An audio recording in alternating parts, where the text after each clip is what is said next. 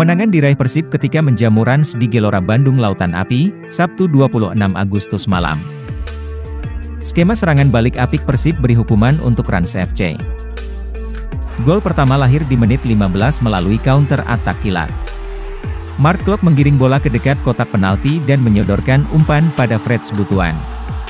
Dengan tenang dia memperdaya kiper dan membawa tim unggul 1 gol pada babak pertama. Saya rasa ini adalah pertandingan yang sulit seperti yang saya sampaikan sebelumnya. Karena Rans merupakan tim yang terorganisir dengan baik dan kami menunggu mereka untuk melakukan kesalahan, ujar Bohan Hodak dalam jumpa pers usai laga. Di babak kedua, Persib bermain tidak seagresif babak pertama. Tapi permainan yang sabar membuahkan hasil, ketika Klok bisa merebut bola dan melakukan kombinasi dengan Ciro Alves.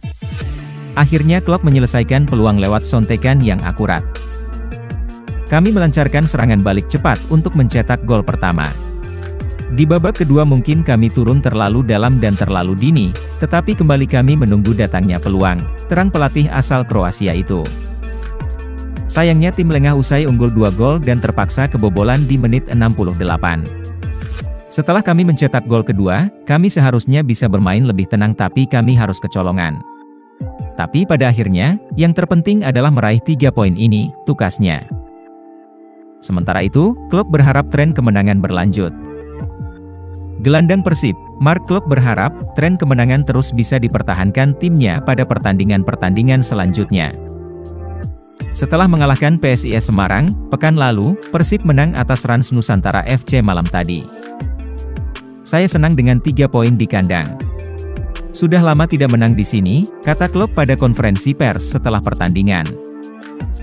Pemain bernomor punggung 23 tersebut mengatakan, kemenangan ini menjadi modal bagus bagi Persib menatap laga selanjutnya. Pangeran Biru akan menghadapi Persija Jakarta pada pertandingan pekan ke-11. Saya senang dengan kemenangan dan 3 poin lagi. Ikuti tren begitu. Ya, ini modal menghadapi big match melawan Persija. Semoga 3 poin lagi, ucapnya. Berita lainnya.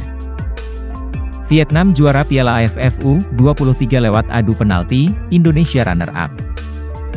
Timnas Indonesia U23 jadi runner-up Piala AFF U23 2023 usai kalah dramatis dari Vietnam lewat adu penalti di Stadion Rayong, Sabtu 26 Agustus. Vietnam juara Piala AFF U23 usai menang adu penalti 6-5. Sejak menit awal kedua tim saling berbalas serangan, namun kedua kiper masih bisa menggagalkannya.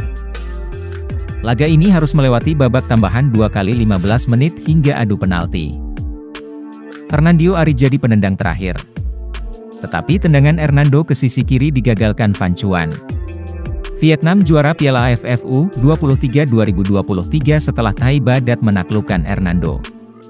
Vietnam menang adu penalti atas Indonesia 6-5.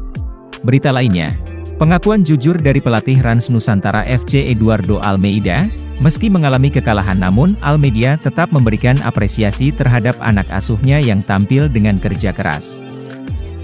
Eduardo mengungkapkan kekalahannya ini akan menjadi pelajaran berharga untuk menatap laga ke depan yakni menghadapi Persik Kediri. Laga ketat dan penuh emosi ini, sudah diprediksi sebelumnya oleh pelatih Rans FC itu. Seperti yang kami prediksi ini menjadi pertandingan yang bagus dan kedua tim sama-sama ingin menang. Saya rasa di babak pertama mereka mengandalkan serangan balik untuk mencetak gol dan setelah itu kami berusaha untuk menyamakan kedudukan. Kami memiliki 1-2 peluang tapi gagal berbuah gol, ujar Almeida.